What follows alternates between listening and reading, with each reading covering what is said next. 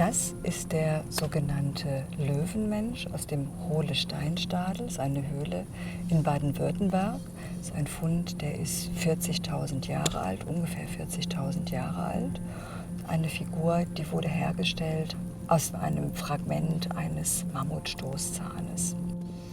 Was wir hier sehen, das ist eine menschliche Figur mit dem Kopf eines Löwen und auch mit den Gliedmaßen eines Löwen. Eine Figur, die ist deshalb besonders wichtig und wertvoll, weil sie uns zum ersten Mal zeigt, dass Menschen vor mindestens 40.000 Jahren eine Welt jenseits der Sinneswahrnehmung denken konnten. Wenn wir darüber spekulieren wollen, wie Menschen mit dieser Figur umgegangen sind, dann helfen uns dabei vielleicht zwei Sachen. Die eine Sache ist, dass wir uns angucken, wo der Fund gemacht wurde. Und die zweite Sache ist, dass wir gucken, in welchem Zustand dieser Fund ist. Beides kann uns helfen, darüber zu spekulieren, wie diese Figur verwendet wurde. Also dieser Löwenmensch, der wurde gefunden im Hohle-Steinstadel in einer separaten Kammer. Diese Kammer war frei von Siedlungsmüll, den man ansonsten überall in dieser Höhle findet.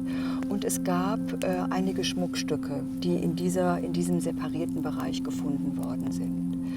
Das heißt, diese Figur liegt nicht im Siedlungsmüll, sie liegt abseits, sie ist auch vielleicht nicht also so im täglichen Durcheinander verwendet worden. Also sie hat spezielle Andacht genossen. Das ist was uns die Lage dieses Fundes sagt. Sie ist auch sicherlich nicht als anthropomorphe Wächterfigur verwendet worden, also wie wir das so gerne, weiß ich nicht, in Ägypten sehen oder auch in der griechischen Mythologie. Da kennen wir ja also solche Mensch-Mischwesen und gerade solche Wehrkatzen, auch aus ganz anderen Kontexten. Und wenn man sich die Oberfläche dieses Stücks anguckt, dann sieht man, dass die ganz speckig ist. Das ist also eine ganz komische, speckige Beschaffenheit der Oberfläche, die dann entsteht, wenn so ein Gegenstand lange in Benutzung ist oder viel angefasst wird. Ja, und man kann sich schon vorstellen, dass Leute entweder diesen Gegenstand abseitig besuchen, mit dem umgehen, ihn ansprechen oder auch anfassen, diese Figur anfassen, mit der Figur interagieren. Das ist das eine. Die andere Möglichkeit ist, dass er sehr lange in Benutzung ist. Dass er vielleicht nur von einigen gewertschätzt wird, dass nur einige von dieser Figur wissen und dann letztendlich über einen sehr langen Zeitraum, und Menschen dann also über einen sehr langen Zeitraum mit der Figur in Verbindung sind.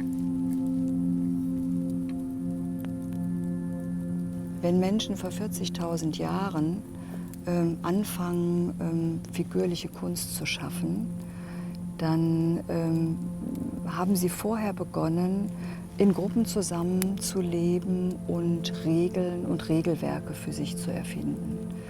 Und diese Figur verdeutlicht sehr schön, dass hinter diesen Regeln und Regelwerken auch Wertesysteme liegen. Und diese Regeln und Regelwerke und diese Wertesysteme, die im Grunde im öffentlichen Diskurs entwickelt werden, schaffen artifizielle Umwelten, schaffen künstliche Umwelten.